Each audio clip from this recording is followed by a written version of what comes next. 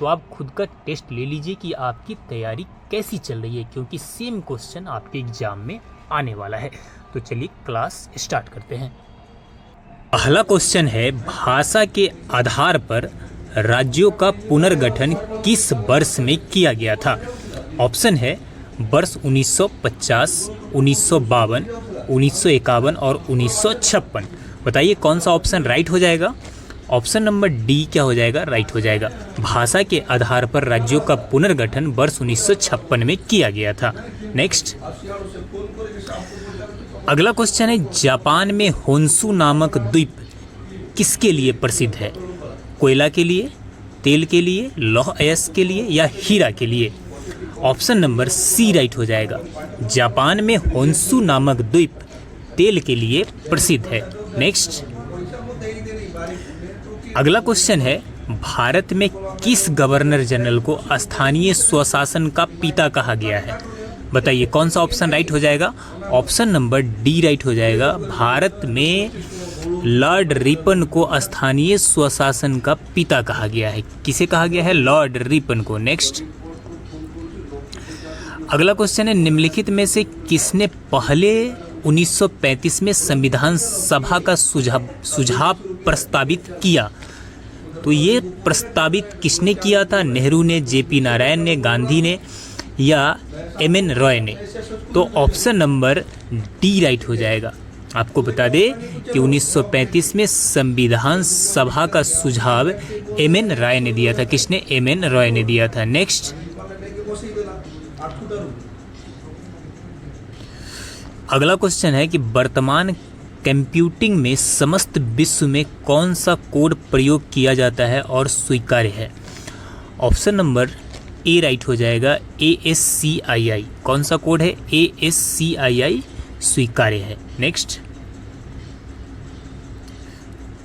अगला क्वेश्चन है, when the river slips उपन्यास किसके द्वारा लिखी गई है? ऑप्शन है अनुराधा रॉय, विक्रम सेठ, शोभा डे और styrene coir. Option number D right हो जाएगा। आपको बता दी कि when the river slips styrene coir द्वारा लिखी गई थी। नेक्स्ट, अगला क्वेश्चन है कि प्रत्येक वर्ष कितने नोबेल पुरस्कार दिए जाते हैं? बताइए, 5, 6, 7 है, 4 है, 6 है? कौन सा ऑप्शन राइट हो जाएगा? ऑप्शन नंबर डी राइट हो जाएगा। प्रत्येक वर्ष 6 नोबेल पुरस्कार दिए जाते हैं, यानी 6 विषय में नोबेल पुरस्कार दिए जाते हैं। आप लास्ट में कमेंट में ज़रूर बताइएगा कि आप कितने क्वेश्चन आपका सही हो रहा है। अगला क्वेश्चन है कि वर्ल्ड वाइड वेब का आविष्कार किसने किया? ऑप्शन कौन सा राइट हो जाएगा? ऑप्शन नंबर ए राइट हो जाएगा। वर्ल्ड वाइड वेब यानी WWW का आविष्कार टिम बर्नर्स-ली ने किया था। किसने? Tim Berners-Lee. नेक्स्ट, अगला क्वेश्चन है कि जल्लीकट्टू किसके साथ जुड़ा हुआ है? जल्लीकट्टू किसके साथ जुड़ा हुआ है? त्रिचुर के साथ, कार्तिगाई के साथ, ओणम के साथ या पोंगल के साथ? किसके साथ जुड़ा हुआ है? तो इसका जुड़ाव है पोंगल के साथ। किसके साथ जुड़ाव है? पोंगल के साथ।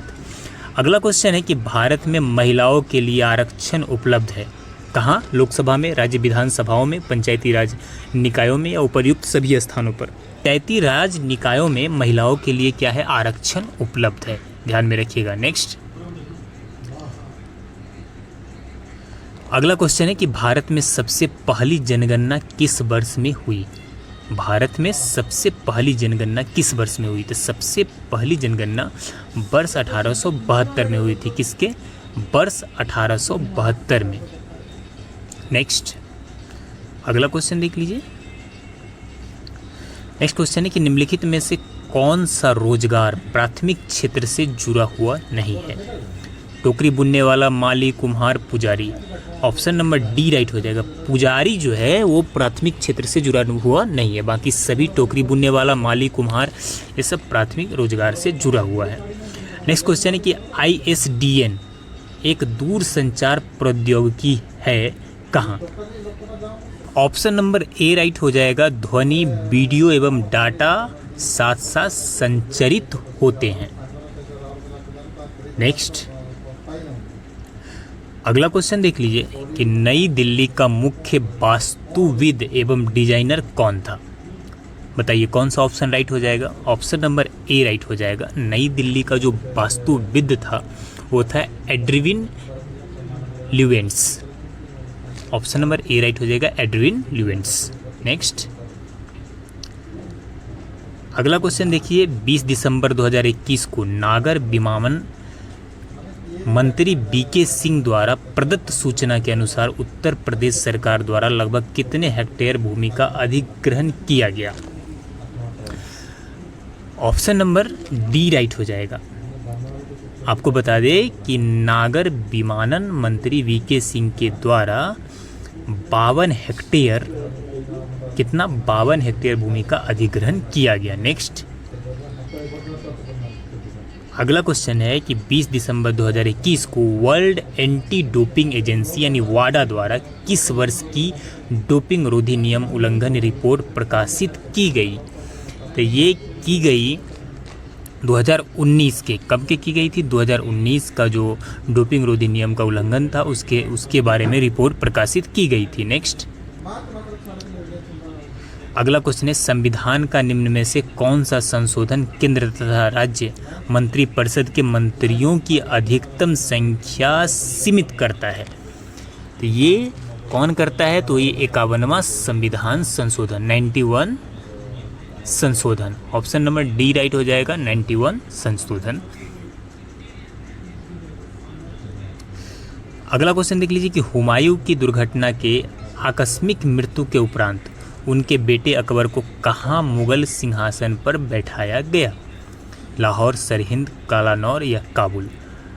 ऑप्शन नंबर सी राइट हो जाएगा। आपको बता दें कि हुमायूं के दुर्घटना के आकस्मिक मृत्यु के उपरांत उनके बेटे जो नाबालिग था उस समय में अकबर, उसे कालानौर में मुगल सिंहासन पर बैठाया गया, नहीं उसका राज तिलक हुआ। नेक्स्ट अगला क्वेश्चन है कि भारत का निम्नलिखित में से कौन सा राष्ट्रपति निर्विरोध निर्वाचित हुआ था। ऐसे कौन राष्ट्रपति थे भारत के जो निर्विरोध चुने गए थे, जिनका प्रतिद्वंदी कोई नहीं था। ऑप्शन नंबर सी राइट हो जाएगा, वो थे नीलम संजीव रेड्डी। कौन थे, नीलम संजीव रेड्डी। नेक्स्ट अगला क्वेश्चन है, रेडियो तरंग का वेग कितना होता है। बताइए रेडियो तरंग का वेग कितना होता है। ऑप्शन नंबर ए राइट हो जाएगा, 3 × 10⁸ मीटर प्रति सेकेंड। रेडियो तरंग का वेग 3 × 10⁸ मीटर पर सेकेंड होता है। नेक्स्ट अगला क्वेश्चन है कि एफएम प्रसारण बैंड के बीच होता है, किसके बीच होता है। तो ये होता है VHF रेंज के बीच। किसके, VHF रेंज के बीच होता है। अगला है, टेप रिकॉर्डर में टेप की चाल कितनी होती है। टेप रिकॉर्डर में टेप की चाल कितनी होती है। तो टेप की चाल होती है 4.76 सेंटीमीटर प्रति सेकंड। VBI क्वेश्चन है, ध्यान में रखिए, 4.76 सेंटीमीटर प्रति सेकेंड। अगला क्वेश्चन है, नदी के प्रवाह को मापने के लिए निम्न में से किसका उपयोग होता है। नदी के प्रवाह को मापने के लिए उसकी पानी की जो वैल्यू है, उसकी क्षमता को मापने के लिए किसका प्रयोग होता है, तो क्यूसेक का। किसका, क्यूसेक का प्रयोग होता है। नेक्स्ट अगला क्वेश्चन है, सुपरसोनिक स्पीड मापने का यूनिट क्या है। ऑप्शन है मैक, नॉट, रिएक्टर और हर्ट्ज। बताइए कौन सा ऑप्शन राइट हो जाएगा। ऑप्शन नंबर ए राइट हो जाएगा। सुपरसोनिक स्पीड मापने का यूनिट मैक है। क्या है, मैक। नेक्स्ट क्वेश्चन देखते हैं। अगला प्रश्न है, खाद्यान्नों के संरक्षण हेतु निम्न में से किसका प्रयोग किया जाता है। Vinegar, sodium chloride, potassium permanganate या सोडियम बेंजोएट। कौन सा ऑप्शन राइट हो जाएगा। ऑप्शन नंबर डी राइट हो जाएगा। खाद्यान्नों के संरक्षण हेतु सोडियम बेंजोएट का उपयोग किया जाता है। नेक्स्ट अगला क्वेश्चन है, किसी स्थान की आर्द्रता जानने के लिए निम्न में से किसका उपयोग किया जाता है। हाइग्रोमीटर, पायरोमीटर, पेरिस्कोप या हाइड्रोमीटर। आपको अगर किसी स्थान की ह्यूमिडिटी जानना है तो किसका प्रयोग करेंगे। ऑप्शन नंबर ए राइट हो जाएगा। किसका, हाइग्रोमीटर का उपयोग करेंगे। किसका, हाइग्रोमीटर का। नेक्स्ट अगला क्वेश्चन है, वह कौन सी पर्यावरणीय परत है जो विकिरण को वापस पृथ्वी में प्रत्यावर्तित करती है। तो ये कौन सा परत है। आपको बता दूं कि ऑप्शन नंबर ए राइट हो जाएगा। स्ट्रेटोस्फीयर, जो क्षोभमंडल है वो क्या करता है कि विकिरण को वापस पृथ्वी में प्रत्यावर्तित करता है। नेक्स्ट, अगला क्वेश्चन है कि निम्न में से कौन सा राज्य उदय योजना के लिए समझौता ज्ञापन पर हस्ताक्षर करने वाला देश का पहला राज्य बन गया। ये पहला राज्य कौन सा बन गया है, तो ये ऑप्शन नंबर सी राइट हो जाएगा। ये झारखंड है जो उदय की योजना के समझौता ज्ञापन या नियमों पर हस्ताक्षर करने वाला देश का पहला राज्य बन गया है। नेक्स्ट, अगला क्वेश्चन देख लीजिए कि महात्मा गांधी भारतीय राष्ट्रीय कांग्रेस के अध्यक्ष किस वर्ष बने थे। तो महात्मा गांधी भारतीय राष्ट्रीय कांग्रेस के अध्यक्ष किस वर्ष बने थे, तो ये ऑप्शन नंबर बी राइट हो जाएगा। वर्ष 1924 में बने थे। किस वर्ष बने थे, वर्ष 1924 में महात्मा गांधी भारतीय राष्ट्रीय कांग्रेस के अध्यक्ष बेलगांव अधिवेशन में चुने गए थे। नेक्स्ट, अगला क्वेश्चन है कि क्रीमी लेयर संबंधित है। बताइए क्रीमी लेयर किससे संबंधित है, आप भी सुने होंगे क्रीमी लेयर और non creamy layer. Option number आपका बी राइट हो जाएगा। सामाजिक एवं आर्थिक हालातों से जुड़ा हुआ है क्या, क्रीमी लेयर। क्या जुड़ा हुआ है, क्रीमी लेयर। ये जो आपका 31 नंबर क्वेश्चन है ये उस टाइम का करंट अफेयर है, लेकिन जान लीजिए कई बार क्या होता है कि पिछले 2 साल पहले का भी करंट अफेयर पूछ देता है। तो देख लीजिए 3 दिसंबर 2021 को खादी ग्रामोद्योग आयोग द्वारा किस उत्तर पूर्वी राज्य में REHAB परियोजना की शुरुआत की गई थी, तो ये की गई थी कहाँ पे, मणिपुर में। ऑप्शन नंबर बी राइट हो जाएगा। कौन सा, मणिपुर में। और नेक्स्ट क्वेश्चन यहाँ पे 13 दिसंबर 2021 को किस राज्य संशासित क्षेत्र ने जलवायु परिवर्तन और पर्यावरण पर एक पूर्ण पाठ्यक्रम विकसित किया और संबंधित पाठ्यक्रम शुरू करने वाला पहला राज्य भी बन गया। ऑप्शन नंबर डी राइट हो जाएगा। वो राज्य था महाराष्ट्र। कौन सा, महाराष्ट्र। नेक्स्ट,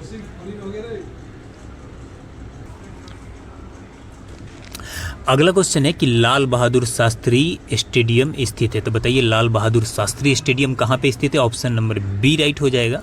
ये हैदराबाद में स्थित है लाल बहादुर शास्त्री स्टेडियम। नेक्स्ट,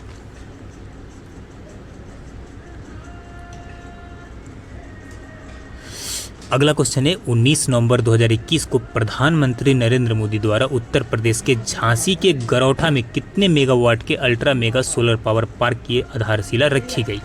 ये कितना था, तो ये था आपका 600 मेगावाट। कितना था, 600 मेगावाट। नेक्स्ट, अगला क्वेश्चन है रक्त लाल दिखाई देने का कारण होता है। बताइए प्लाज्मा कतिपय स्रावों का होना और लोहिताणु या haemoglobin. Option number D right हो जाएगा। हीमोग्लोबिन के कारण रक्त का रंग क्या दिखाई देता है, लाल दिखाई देता है। नेक्स्ट, अगला क्वेश्चन है कि 17 दिसंबर 2021 को किस राज्य सरकार ने तमिल थाई वास्तु गीत को राज्य गीत घोषित किया। ये किस राज्य ने किया था थाई वास्तु गीत को राज्य गीत घोषित, तो ये था आपका आंध्र प्रदेश। कौन सा राज्य था, आंध्र प्रदेश। नेक्स्ट है कि 25 नवंबर से 5 दिसंबर 2021 के मध्य स्पेन में आयोजित डेविस कप 2021 का खिताब मारिन सिलिच को पराजित कर किसने जीता था, तो ये जीता था नोवाक जोकोविच ने। किसने जीता था, नोवाक जोकोविच ने। नेक्स्ट, अगला क्वेश्चन है कि गोल्डन पेन ऑफ फ्रीडम पुरस्कार किससे संबंधित है। तो गोल्डन पेन ऑफ फ्रीडम पुरस्कार आपका बताइए किससे संबंधित है, तो ये संबंधित है खेल संपादकीय से। किससे है, खेल संपादकीय से संबंधित है गोल्डन पेन ऑफ फ्रीडम पुरस्कार। चलिए अब हिंदी के क्वेश्चन को देखते हैं, क्योंकि आपके एग्जाम के लिए हिंदी अति महत्वपूर्ण है। अगर आपका हिंदी अच्छा है तो आपका रिजल्ट 100% होने वाला है। नेक्स्ट, अगला क्वेश्चन में आपका समास बताना है। भर पेट कौन सा समास है। ऑप्शन है अव्ययी भाव समास, द्वंद्व समास, तत्पुरुष समास और बहुब्रीहि समास। ऑप्शन नंबर ए राइट हो जाएगा। भर पेट अव्ययी भाव समास है। क्या है, अव्ययी भाव समास। नेक्स्ट, अगला क्वेश्चन देख लीजिए क्या कहा गया है। एक दिन बैठे बैठे यह बात अपने ध्यान में चढ़ी कि कोई कहानी ऐसी कहिए कि जिसमें हिंदवी छूट और किसी बोली का पूट न मिले।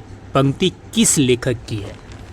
यह जो पंक्ति हमने अभी पढ़ा, यह पंक्ति मुंशी इंसा अल्लाह खां की है। किसकी है, मुंशी इंसा अल्लाह खां की। नेक्स्ट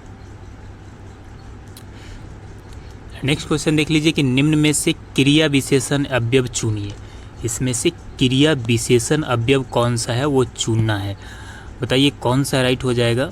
कुत्ता भौंक रहा है, राम खाना खा रहा है, अधिक मत बोलो, राधा रात भर जागती है। क्रिया का विशेषण है यहाँ पे ऑप्शन नंबर डी राइट हो जाएगा। क्या है? राधा रात भर जागती है। इसमें क्रिया का विशेषण है क्या? जागना। यानी राधा रात भर क्या करती है? जागती है। अगला क्वेश्चन है निम्न में से कौन जीवनी है। देख लीजिए, अतीत के चलचित्र चिंतामणि, आवारा मसीहा और नीर का निर्माण फिर। ऑप्शन नंबर सी राइट हो जाएगा। आवारा मसीहा क्या है? एक जीवनी है। नेक्स्ट, अगला जो क्वेश्चन आपका है यहाँ पे इसे पढ़ के इसका आंसर देना है। तो चलिए एक बार इसे पढ़ते हैं। इस संसार में धन ही सब कुछ नहीं है, धन की पूजा तो बहुत कम जगहों में होती देखी गई है। संसार का इतिहास उठाकर देखिए और उदाहरण ढूंढ ढूंढ कर सामने रखिए तो आपको विदित हो जाएगा कि जिनकी हम उपासना करते हैं, जिसके लिए हम आंखें बिछाने तक को तैयार रहते हैं, जिसकी स्मृति तरोताज़ा रखने के लिए हम अनेक तरह की स्मारक चिन्ह बनाकर खड़े करते हैं, उन्होंने रुपया कमाने में अपना समय नहीं बिताया था, बल्कि उन्हीं ने कुछ ऐसे काम किए थे जिनकी महत्ता हम रुपयों से अधिक मूल्यवान समझते हैं। जिन लोगों के जीवन का उद्देश्य केवल रुपया बटोरना है, उनकी प्रतिष्ठा कम हुई है। अधिकांश अवस्थाओं में उन्हें किसी ने पूछा तक नहीं है ना? आप अच्छे ढंग से समझ रहे होंगे। उन्होंने जन्म लिया, रुपया कमाया, परलोक की यात्रा की, किसी ने जाना तक नहीं कि वे कौन थे और कहाँ गए। मानव समाज स्वार्थी अवश्य है, पर वह स्वार्थ की उपासना करना नहीं जानता। अंत में वे ही पूजे जाते हैं जिन्होंने अपने जीवन की अर्पित करते समय सच्चे मनुष्यत्व का परिचय दिया है। हमने पूरा कहानी पढ़ दिया आपका। अब आपको आंसर देना है। गद्यांश का उचित शीर्षक क्या होगा। अब देख लीजिए किस तरह से लोग महान बनते हैं, जो स्वार्थी होते हैं, जो पैसे के लोभी होते हैं, वो ज़्यादातर उन्हें लोग जानते तक नहीं है। तो इसी चीज़ के बारे में है। तो गद्यांश का उचित शीर्षक बताना है आपको। धन की लोलुपता, धन की महत्ता, धन और मनुष्यता, मनुष्यता का महत्व। कौन सा ऑप्शन राइट हो जाएगा? तो ऑप्शन नंबर सी राइट हो जाएगा। यहाँ पे जो सटीक होगा धन और मनुष्यता। यानी इसमें बताया गया है कि धन और मनुष्यता में क्या अंतर है। धन जो चाहते हैं उन्हें उनकी मनुष्यता धीरे धीरे समाप्त हो जाती है, उन्हें लोग जानते तक नहीं हैं।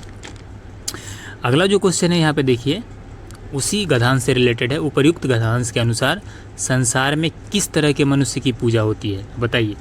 सिंपल, मैंने अभी पढ़ के बताया आपको। तो संसार में जो सच्चे मनुष्यत्व के लिए कार्य करते हैं उन्हीं की पूजा होती है ना। नेक्स्ट, यहाँ पे अगला जो क्वेश्चन है, धन की पूजा से क्या अभिप्राय है। धन की पूजा से क्या अभिप्राय है इस गद्यांश में? तो इसमें यही समझ में आया कि धन कमाने वाला अधिक नाम नहीं कर पाता है। यानी धन कमाने वाला जो धन के पीछे भागते रहते हैं, दुनिया उसे जानती तक नहीं है, उसके नाम को कभी लेती तक नहीं है। नेक्स्ट, अब है यहाँ पे कि शुद्ध शब्द छांटना है। कौन सा शुद्ध शब्द है आप बताइए। अभ्यस्त, अभ्यस्त, अभ्यस्त, अभ्यस्त। कौन सा अभ्यस्त राइट है? तो आपको बता दे कि ये ऑप्शन नंबर सी वाला अभ्यस्त क्या है, ये राइट है आपका। ध्यान में रखिएगा। इस बाकी ये क्या है? ऑप्शन नंबर सी वाला अभ्यस्त आपका क्या है? राइट है। बाकी ये सब क्या है? सारा गलत है। अगला क्वेश्चन है, कौन सा शब्द तुर्की भाषा का नहीं है। पैगंबर, बेगम, चेचक या बारूद। तुर्की भाषा का कौन सा शब्द नहीं है? तो पैगंबर तुर्की भाषा का शब्द नहीं है। नेक्स्ट, अगला क्वेश्चन है, जल, प्राण, पुत्र किस शब्द का अनेकार्थी शब्द है। जल, प्राण, पुत्र किस शब्द का अनेकार्थी शब्द है? तो बताइए कौन सा ऑप्शन राइट हो जाएगा? जीवन का। जीवन का अनेकार्थी शब्द क्या है? जल, प्राण, पुत्र। नेक्स्ट, उपवाक्य पहचानिए। यहाँ पे देख लीजिए, उपवाक्य पहचानना है। वह आदमी जो कल आया था आज भी आया है, ये कैसा वाक्य है?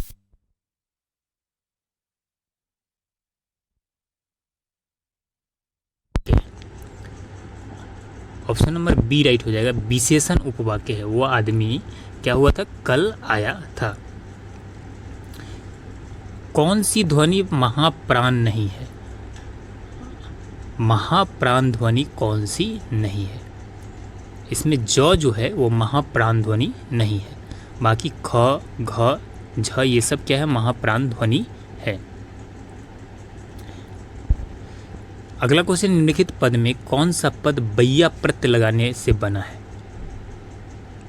बैया प्रत्यय लगाने से बना है। प्रत्यय जो लास्ट में लगता है, उपसर्ग जो शुरू में लगता है, तो वैया। तो ऑप्शन नंबर सी राइट हो जाएगा, खवैया। नेक्स्ट, अगला क्वेश्चन है, निम्न में एक देवता का पर्यायवाची नहीं है। देवता का पर्यायवाची कौन सा नहीं है? निर्जर, त्रिदश, किंकर या गिरवाण। ऑप्शन नंबर सी राइट हो जाएगा, किंकर देवता का पर्यायवाची नहीं है। बाकी निर्जर, त्रिदश और गिरवाण ये सभी देवता का पर्यायवाची है। अगला क्वेश्चन है, साकेत महाकाव्य के रचयिता कौन है? साकेत महाकाव्य के रचयिता है मैथिली शरण गुप्त। कौन है? मैथिली शरण गुप्त। नेक्स्ट, अगला क्वेश्चन देखिए, गौ प्लस चरित की संधि है। इसमें इसका संधि विच्छेद दिया गया है। कौन सा शब्द का यह संधि विच्छेद है? ये है गौश्चरित का।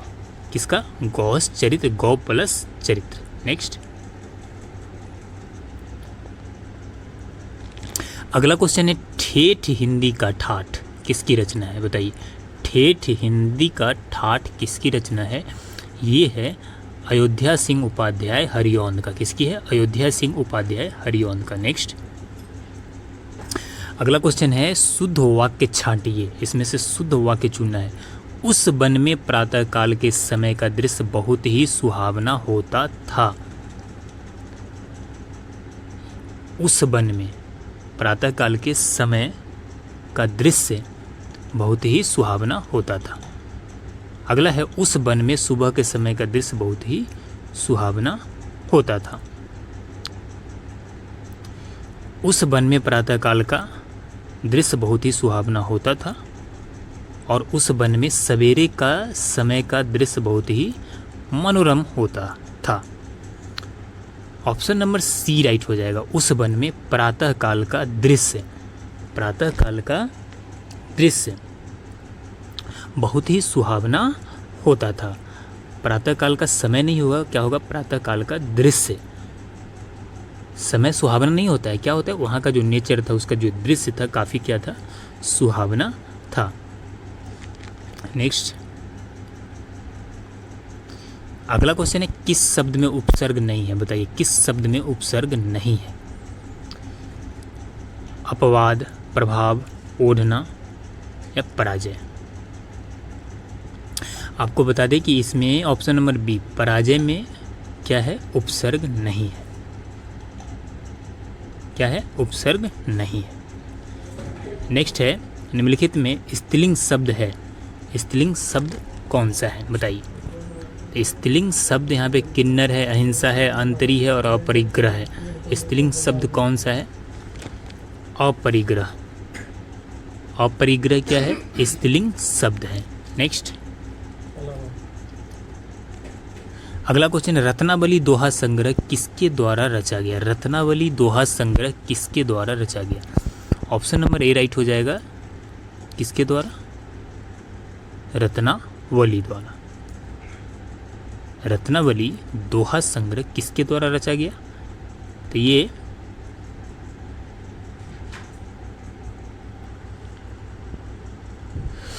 अगला क्वेश्चन है कि लिंग बताना है। मनगढ़ंत ये कौन सा लिंग है? पुल्लिंग, स्त्रीलिंग, उभयलिंग या नपुंसक लिंग? तो आपका ऑप्शन नंबर सी राइट हो जाएगा। मनगढ़ंत क्या है? उभयलिंग है। कैसा हो जाएगा? उभयलिंग। नेक्स्ट, वाक्यांश का एक शब्द बनाइए जिसके हृदय में ममता नहीं है, उसे क्या कहा जाता है? तो उसे निर्मम कहा जाता है। ऑप्शन नंबर ए राइट हो जाएगा। क्या कहा जाता है? निर्मम। नेक्स्ट, अगला है किस वाक्य में विराम चिन्ह का उचित प्रयोग नहीं है। जो विराम चिन्ह होता है उसका उचित प्रयोग किस वाक्य में नहीं किया गया है। ऑप्शन नंबर डी राइट हो जाएगा आपका, प्रिय महाशय मैं आपका आभारी हूँ। इसमें आपका उचित जो चिन्ह का प्रयोग नहीं किया गया है।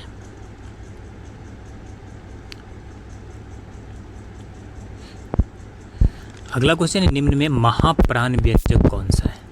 बताइए महाप्राण व्यंजक इसमें से कौन सा है। त द भ म। ऑप्शन सी राइट हो जाएगा, भ क्या है, महाप्राण व्यंजक है। निम्न में अघोष वर्ण कौन सा है। तो अघोष वर्ण आपका इसमें कौन सा है, प है। प क्या है, अघोष वर्ण है। निम्न में कंठ वर्ण कौन सा है। बताइए कंठ वर्ण कौन सा है। आपको बता दें कि कंठ वर्ण इसमें अ है। क्या है, अ कंठ वर्ण है। आप एक बार उच्चारण को देख लीजिएगा किसका उच्चारण कहाँ से होता है। अगला क्वेश्चन है, निम्नलिखित में रूढ़ शब्द है। बताइए रूढ़ शब्द कौन सा है। तो रूढ़ शब्द इसमें नाक है। नाक क्या है, रूढ़ शब्द है। रत्नाकर का संधि विच्छेद क्या होगा। तो रत्नाकर का संधि विच्छेद यहाँ पे हो जाएगा रत्न जोड़ आकर। ऑप्शन नंबर सी राइट हो जाएगा, रत्न जोड़ आकर। नेक्स्ट है कि प्रतिमान में समास कौन सा है। प्रतिमान में समास कौन सा है। अव्ययी भाव समास हो जाएगा। क्या हो जाएगा, अव्ययी भाव समास। आपको बता दें कि द्वंद्व समास कैसे पकड़ेंगे आप, जैसे दोनों साइड बैलेंस हो, जैसे दिन रात,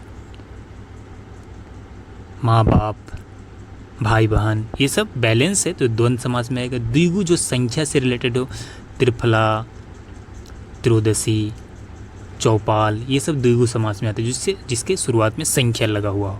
परिक्रमा में कौन सा उपसर्ग है।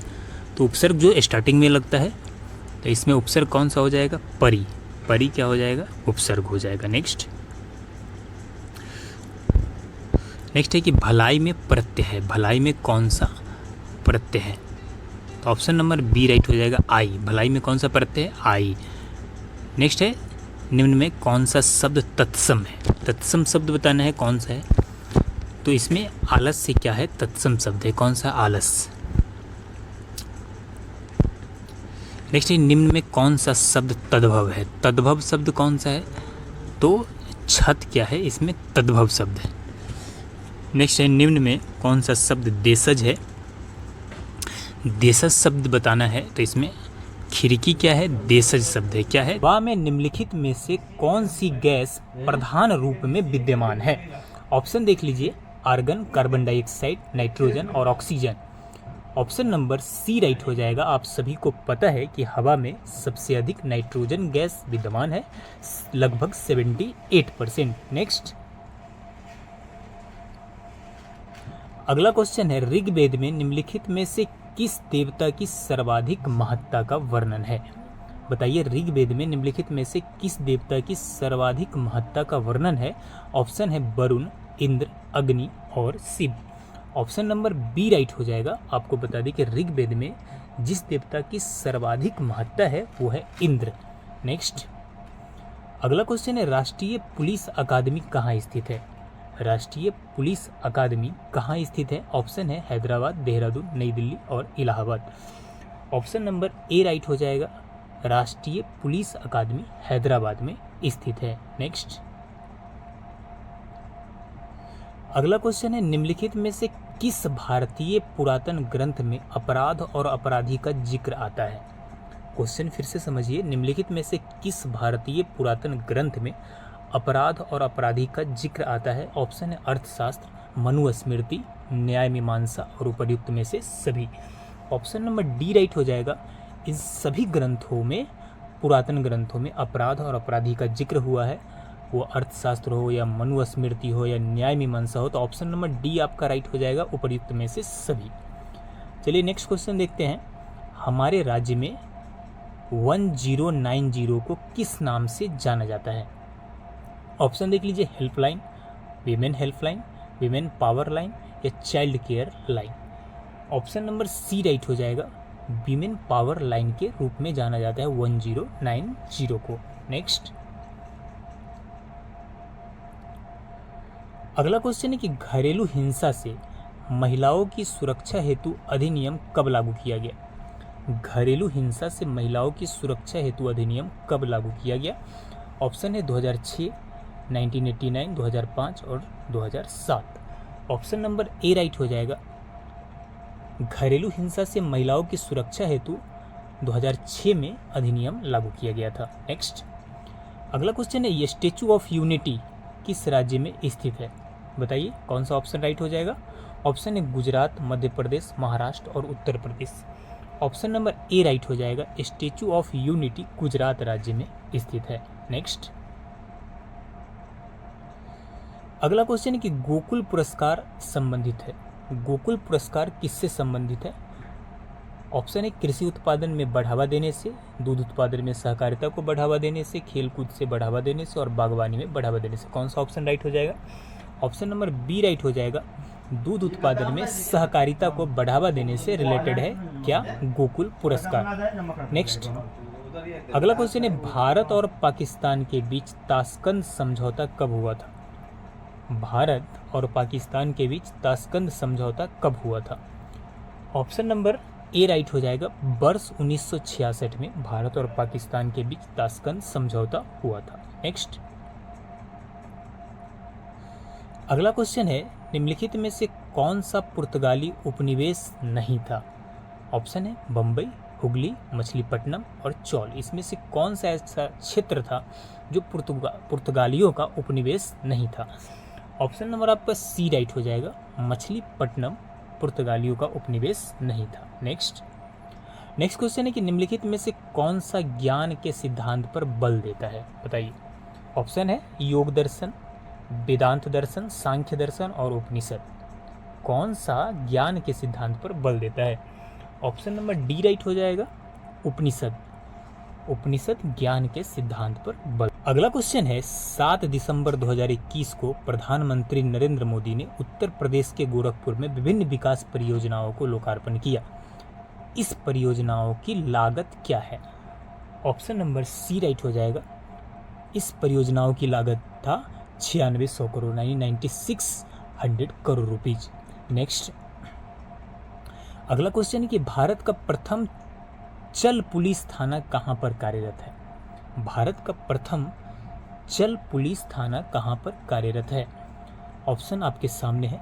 ऑप्शन नंबर ए राइट हो जाएगा। यह है होशियारपुर में। कहां पर स्थित है? होशियारपुर में स्थित है। नेक्स्ट अगला क्वेश्चन है कि 1 मेगावाट कितने के बराबर होती है? 1 मेगावाट कितने के बराबर होती है? कौन सा ऑप्शन राइट हो जाएगा? ऑप्शन नंबर सी राइट हो जाएगा। 1 मेगावाट इक्वल टू 1024 किलोवाट होता है। कितना होता है? 1024 किलोवाट। नेक्स्ट अगला क्वेश्चन है कि 7 दिसंबर 2021 से अमेरिकी व्यावसायिक पत्रिका फोर्ब्स के द्वारा विश्व की 100 सर्वाधिक प्रभावशाली महिलाओं की 18वीं वार्षिक सूची जारी की गई। इस सूची में शीर्ष स्थान पर किस अंतर्राष्ट्रीय महिला का नाम है? कौन सा ऑप्शन राइट हो जाएगा? ऑप्शन नंबर ए राइट हो जाएगा। इसमें जो शीर्ष स्थान पे जो महिला थी, अंतर्राष्ट्रीय महिला, वो थी मैरी बार, जो संयुक्त राज्य अमेरिका की रहने वाली थी। नेक्स्ट अगला क्वेश्चन है कि निम्नलिखित में से किस मुगल शासक ने अंतोगत्वा मेवाड़ के शासक महाराणा प्रताप सिंह के पुत्र राणा अमर सिंह से एक समझौता किया? बताइए किसने समझौता किया था? ऑप्शन नंबर सी राइट हो जाएगा। जहांगीर ने समझौता किया था। किसने किया था? जहांगीर ने मेवाड़ के शासक महाराणा प्रताप सिंह के पुत्र राणा अमर सिंह के साथ समझौता किया था। नेक्स्ट अगला क्वेश्चन है गरीबी हटाओ का नारा किस पंचवर्षीय योजना के काल में दिया गया था? गरीबी हटाओ का नारा किस पंचवर्षीय योजना काल में दिया गया था? ऑप्शन नंबर ए राइट हो जाएगा। 5वीं पंचवर्षीय योजना में जो उसका मुख्य उद्देश्य था वो था गरीबी हटाओ। नेक्स्ट निम्नलिखित में से कौन सा युग्म सुमेलित नहीं है? बताइए। यहाँ पे पठार और नदी दी गई है, कौन सा इसमें राइट नहीं है? ऑप्शन नंबर ए क्या हो जाएगा? रॉन्ग है, यानी ऑप्शन नंबर ए आपका आंसर हो जाएगा। बाकी ताप्ती नदी बेतुल पठार से रिलेटेड है, सोन नदी पिंडरा पठार से रिलेटेड है, गोदावरी नदी ट्रिबांक पठार से रिलेटेड है। नेक्स्ट अगला क्वेश्चन है कि 29 नवंबर 2021 को किस मंत्रालय के द्वारा वर्चुअल माध्यम से भारत युवा व्यावसायिक कार्यक्रम के प्रथम संस्करण की शुरुआत की गई? ऑप्शन नंबर सी राइट हो जाएगा, किसके द्वारा? जल शक्ति मंत्रालय द्वारा की गई थी। नेक्स्ट अगला क्वेश्चन है कि 8 दिसंबर 2021 को जर्मनी के नए चांसलर के रूप में किसने पदभार ग्रहण किया? तो ऑप्शन नंबर ए राइट हो जाएगा, ओलाफ स्कॉल्ज ने 2021 को जर्मनी के नए चांसलर के रूप में पदभार ग्रहण किया था। नेक्स्ट अगला क्वेश्चन है कि 6 दिसंबर 2021 को किस देश के राष्ट्रपति भारत यात्रा पर आए? ऑप्शन नंबर डी राइट हो जाएगा, रूस के राष्ट्रपति व्लादिमीर पुतिन 6 दिसंबर 2021 को भारत की यात्रा पर आए थे। नेक्स्ट क्वेश्चन है कि ऑपरेशन ग्रीन किससे संबंधित है? ऑपरेशन ग्रीन का संबंध किससे है? ऑप्शन नंबर सी राइट हो जाएगा, आलू टमाटर प्याज की कीमतों में उतार चढ़ाव को रोकने हेतु ऑपरेशन ग्रीन चलाया गया था। यानी ऑपरेशन ग्रीन का संबंध आलू टमाटर व प्याज की कीमतों में उतार चढ़ाव को रोकने के लिए है। नेक्स्ट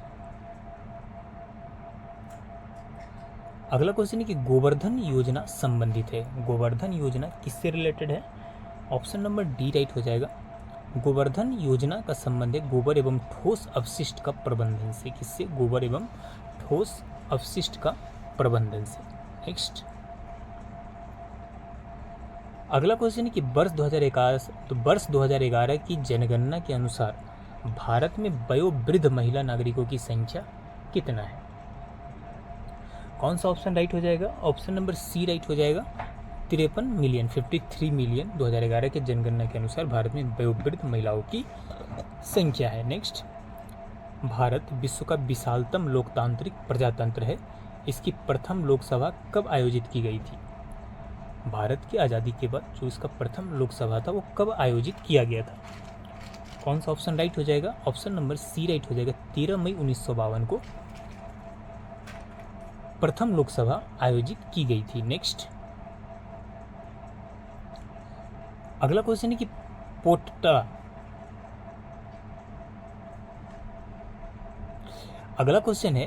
पोटला पैलेस जो कि एक 7 मंजिला भवन है, ये किससे संबंधित है? कौन सा ऑप्शन राइट हो जाएगा? ऑप्शन नंबर बी राइट हो जाएगा, पोटला पैलेस दलाई लामा से संबंधित है। किससे? दलाई लामा। अगला क्वेश्चन है, रंग भेद के कारण महात्मा गांधी को किस वर्ष दक्षिण अफ्रीका के पीटरमरिट्जबर्ग रेलवे स्टेशन में प्रथम श्रेणी के रेल डिब्बे से सामान सहित बाहर फेंक दिया गया था? ऑप्शन है 1890, 1891, 1892 और 1893। ऑप्शन नंबर डी राइट हो जाएगा, 1893 में रंग भेद के कारण महात्मा गांधी को दक्षिण अफ्रीका के रेलवे स्टेशन से प्रथम श्रेणी के रेल डिब्बे के सामान सहित बाहर फेंक दिया गया था। नेक्स्ट निम्नलिखित में से कौन सा जरीब का हिस्सा है? बताइए। जरीब आप सुने होंगे, जो जमीन नाप तौल में यूज किया जाता है, तो कौन सा ऑप्शन जरीब से रिलेटेड है? ऑप्शन नंबर डी राइट हो जाएगा, उपर्युक्त में से सभी जरीब से रिलेटेड है, चाहे फीता हो, छल्ला हो, गट्ठा हो, ये सभी जरीब से रिलेटेड है। नेक्स्ट अगला क्वेश्चन कि 1 एकड़ जमीन बराबर होती है, बताइए कौन सा ऑप्शन राइट हो जाएगा? ऑप्शन नंबर डी राइट हो जाएगा, उपर्युक्त में से सभी। 1 एकड़ में 4840 वर्ग गज या 10 वर्ग जरीब या 0.40467 हेक्टेयर के बराबर होता है। Next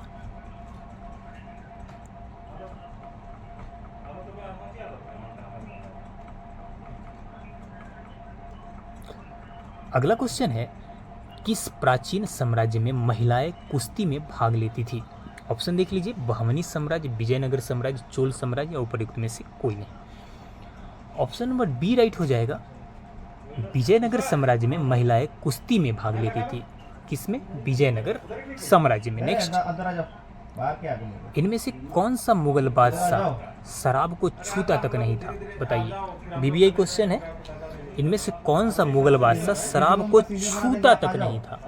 option number D right हो जाएगा, औरंगजेब शराब को छूता तक नहीं था। लेकिन बता दें कि औरंगजेब को जिंदा पीर कहा जाता था। क्या कहा जाता था? जिंदा पीर। Next,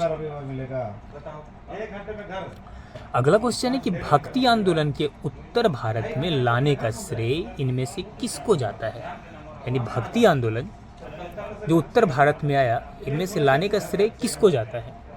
option number C right हो जाएगा, रामानंद को। किसे जाता है? रामानंद को। नेक्स्ट, विश्व का सबसे बड़ा द्वीप कौन सा है?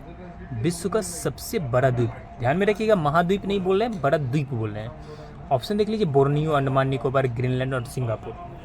ऑप्शन नंबर सी राइट हो जाएगा, ग्रीनलैंड। विश्व का सबसे बड़ा द्वीप है ग्रीनलैंड द्वीप। नेक्स्ट,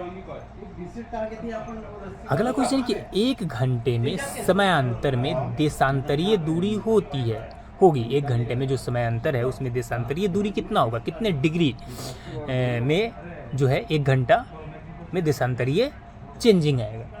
ऑप्शन नंबर यहाँ पे आपका ए राइट हो जाएगा, 15 डिग्री। कितना डिग्री? 15 डिग्री। नेक्स्ट, धुंध से जो नमी के बड़े कणों से बना है उसे क्या कहते हैं? वो क्या कहलाता है? धुंध जो नमी के बड़े कणों से बना है उसे क्या कहा जाता है?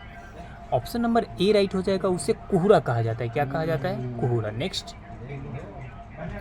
अगला क्वेश्चन है कि तेज हवाओं द्वारा किस प्रकार की मिट्टी उड़कर आती है और जमा हो जाती है? बताइए, तेज हवाओं द्वारा किस प्रकार की मिट्टी उड़कर आती है और जमा हो जाती है?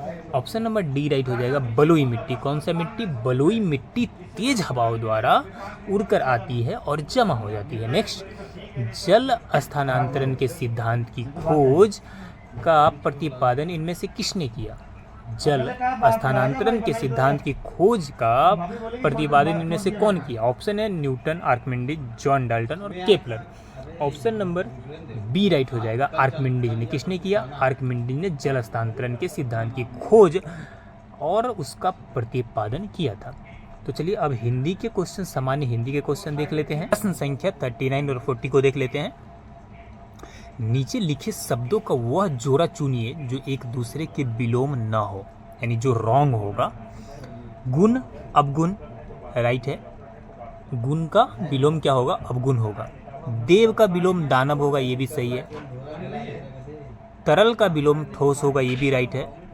रॉन्ग आपका हो जाएगा सम्मान का विलोम आज्ञा नहीं होगा। नेक्स्ट, यानी ऑप्शन नंबर सी क्या हो जाएगा? राइट हो जाएगा। अब 40 नंबर क्वेश्चन देखिए, जय पराजय ये भी सही है। सार्थक निरर्थक ये सही है। पतन उन्नति सही है। और यहाँ पे धर्म और पुण्य, धर्म का विलोम पुण्य नहीं होगा, यानी 40 नंबर क्वेश्चन का ऑप्शन नंबर डी क्या हो जाएगा? राइट हो जाएगा। यानी रॉन्ग बताना है, रॉन्ग चुनना है, इसलिए ऑप्शन नंबर डी क्या होगा? सही होगा। नेक्स्ट, आगे देख लीजिए यहाँ पे कि प्रश्न संख्या 41 और 42 में नीचे लिखे शब्दों के सही संधि विच्छेद का चयन करना है। यद्यपि का सही संधि विच्छेद कौन सा होगा? ऑप्शन नंबर यहाँ पे सी राइट हो जाएगा, यदि जोर अपी, ये यद्यपि का संधि विच्छेद है। नेक्स्ट है तिरस्कार, तिरस्कार का संधि विच्छेद कौन सा होगा? तो तिरस्कार का संधि विच्छेद हो जाएगा तिरह जोर कार। ऑप्शन नंबर बी राइट हो जाएगा, तिरह जोर। अगला क्वेश्चन है कि किस समास में दोनों पद मिलकर एक नया अर्थ प्रकट करता है? यानी दोनों पद मिलकर एक नया अर्थ प्रकट करता है, यानी तीसरा अर्थ प्रकट करता है। तो वो है आपका बहुब्रीहि समास।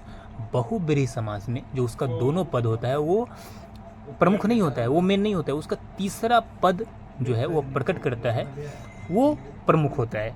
तो ऑप्शन नंबर ए राइट हो जाएगा, बहुब्रीहि समास।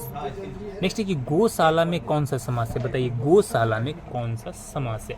ऑप्शन नंबर सी राइट हो जाएगा, तत्पुरुष समास। गौशाला में कौन सा समास है? तत्पुरुष। मैं बता दूं कि द्वंद्व समास कैसे पहचानेंगे आप? जब स्टार्टिंग में संख्या से रिलेटेड, जैसे त्रिफला, चौराहा, यानी जब स्टार्टिंग में संख्या जुड़ा हुआ तो द्वंद्व समास होता है।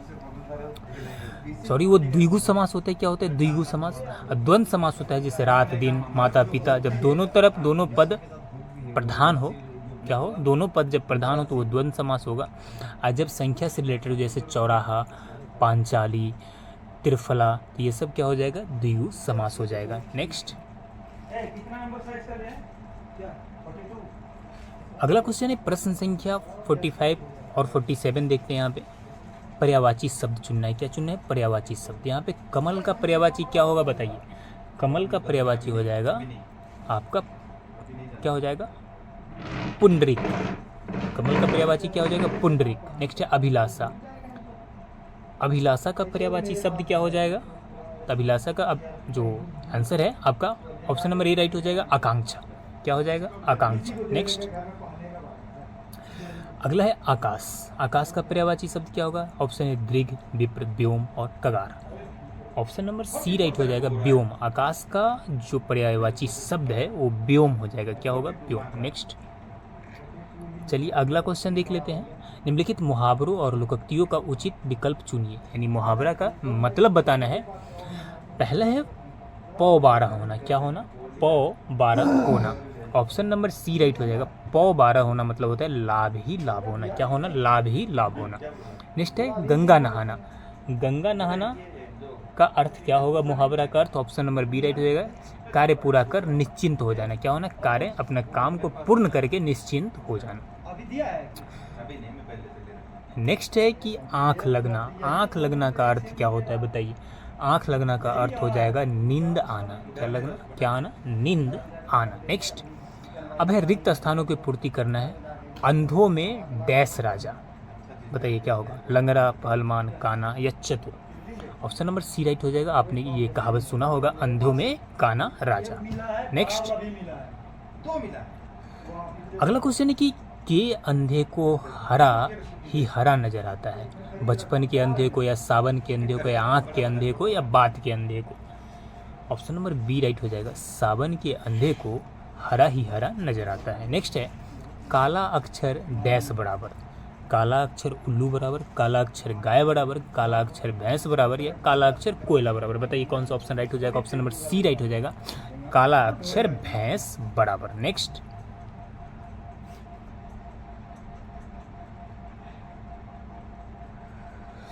अगला क्वेश्चन है 57 से 59 नंबर क्वेश्चन का आंसर देना है। निम्नलिखित वाक्यांश के लिए एक शब्द का चयन करना है।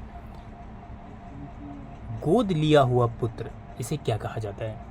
गोद लिया हुआ पुत्र को क्या कहा जाता है? ऑप्शन देख लीजिए, दत्तचित, दत्तक, त्याज्य या दंपति। ऑप्शन नंबर बी राइट हो जाएगा, गोद लिया हुआ पुत्र को दत्तक कहा जाता है। क्या कहा जाता है? दत्तक। नेक्स्ट है जो मापा न जा सके उसे क्या कहेंगे? अपरिमेय, अमापित या अनुपेय या अपर। ऑप्शन नंबर ए राइट हो जाएगा, जिसे मापा ना जा सके उसे अपरिमेय कहा जाता है। क्या कहा जाता है? अपरिमेय। नेक्स्ट अगला क्वेश्चन है जो किए गए उपकारों को मानता हो, यानी आपने अगर किसी को उपकार किया है और उसे वो मानता है, उसे क्या कहा जाता है? उपकारी, कृतज्ञ, कृपा पात्र या सुपात्र। ऑप्शन नंबर बी राइट हो जाएगा, उसे कृतज्ञ कहा जाएगा। जो किए गए कार्यों को मानता है उसे कृतज्ञ, जो आपका किए गए कार्य को नहीं मानता है उसे कृतघ्न कहा जाता है। नेक्स्ट मैंने रमेश से पत्र लिखवाया। इस वाक्य में लिखवाया कौन सी प्रकार की क्रिया है? अनुकरणात्मक, नग्न धातु क्रिया, प्रेरणार्थक क्रिया या संयुक्त क्रिया? ऑप्शन नंबर सी राइट हो जाएगा, प्रेरणार्थक क्रिया। आप ऑप्शन में लिखिएगा कि आप कितना क्वेश्चन राइट कर पा रहे हैं, यानी आपकी तैयारी कैसी चल रही है। नेक्स्ट अगला क्वेश्चन है कवि मलिक मोहम्मद जायसी द्वारा रचित पद्मावत की भाषा है, यानी पद्मावत जो मलिक मोहम्मद जायसी द्वारा लिखा गया है ये किस भाषा में है? बताइए। ऑप्शन नंबर बी राइट हो जाएगा, अवधी भाषा में है। किस भाषा में? अवधी भाषा में। नेक्स्ट है दिग्दर्शन का संधि विच्छेद क्या होगा? दिग्दर्शन का संधि विच्छेद क्या होगा? ऑप्शन नंबर डी राइट हो जाएगा, दिक्जोर दर्शन। क्या होगा? दिक्जोर दर्शन। नेक्स्ट अगला क्वेश्चन है कि वृक्ष से पत्ते गिरते हैं, इस वाक्य में कौन सा कारक है? बताइए। वृक्ष से पत्ते गिरते हैं, इस वाक्य में कौन सा कारक? इसमें अपादान कारक है। कौन सा कारक है? अपादान कारक है।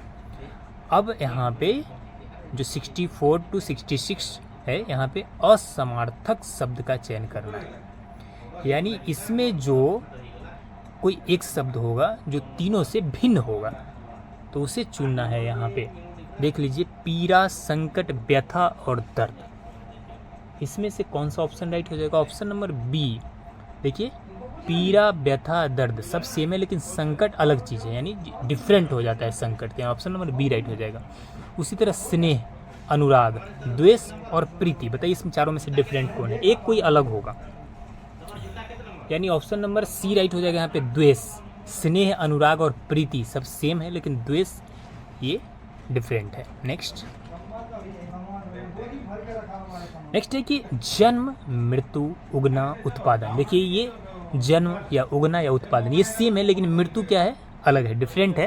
तो ऑप्शन नंबर बी क्या हो जाएगा, राइट हो जाएगा। चलिए नेक्स्ट क्वेश्चन देखते हैं। निम्नलिखित में से शुद्ध वाक्य का चयन कीजिए। अब यहाँ पे शुद्ध वाक्य चुनना है, थोड़ा सा आप ध्यान से पढ़ेंगे तो आसानी से पकड़ पाएंगे शुद्ध वाक्य। भारत में अनेक जाति हैं, भारत में अनेकों जाति हैं, भारत में अनेक जातियां हैं और भारत में अनेकों जातियां हैं।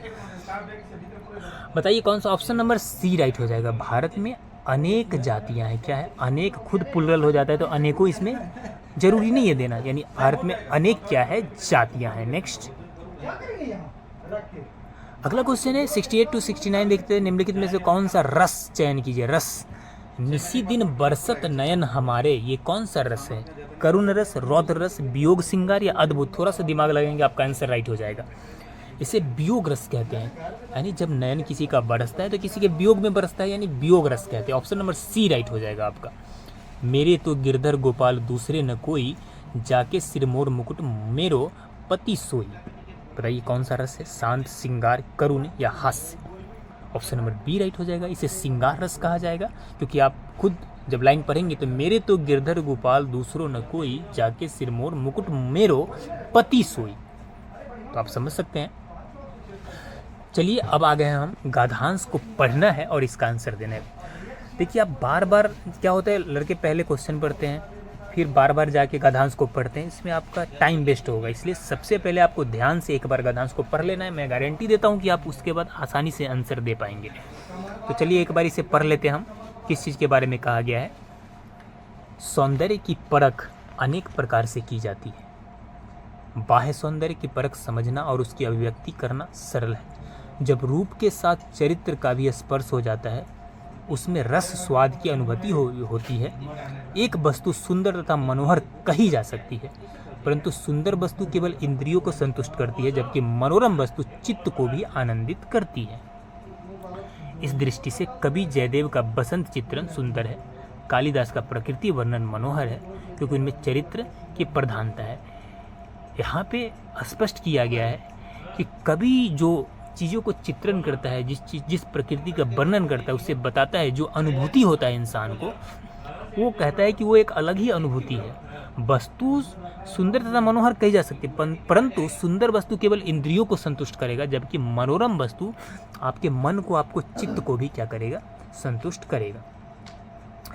यहाँ पे है कि सुंदर शब्द संकीर्ण है, जबकि मनोहर शब्द व्यापक और विस्तृत। साहित्य में साधारण वस्तु की भी विशेष प्रतीत होती है, उसे मनोहर कहते हैं। तो चलिए अब क्वेश्चन को देख लेते हैं। यहाँ पे क्वेश्चन है कि कालिदास के प्रकृति वर्णन का आधार है। कालिदास के जो प्रकृति वर्णन है उसका आधार क्या है, तो उसकी मनोहरता क्या है, उसकी मनोहरता। ऑप्शन नंबर बी राइट हो जाएगा, उसकी मनोहरता। नेक्स्ट है सौंदर्य की परख की जाती है। सौंदर्य की परख किसके आधार पर की जाती है। ऑप्शन नंबर डी राइट हो जाएगा, मनोहरता के आधार पर। गद्यांश के हिसाब से क्या हो जाएगा, मनोहरता के आधार पर। नेक्स्ट अगला क्वेश्चन है कि उपर्युक्त गद्यांश का शीर्षक बताइए। अब आपके अपने ही अध्याय दिमाग से शीर्षक को चुने। साहित्य और सौंदर्य, अभिव्यक्ति की अनुभूति, सुंदरता बनाम मनोहरता, सुंदरता की संकीर्णता। ऑप्शन नंबर ए राइट हो जाएगा, साहित्य और सौंदर्य, क्योंकि अलग अलग कवि का जो अनुभव है और वास्तविकता को दर्शाया गया है, तो साहित्य और सौंदर्य इसका सटीक क्या हो जाएगा, शीर्षक हो जाएगा।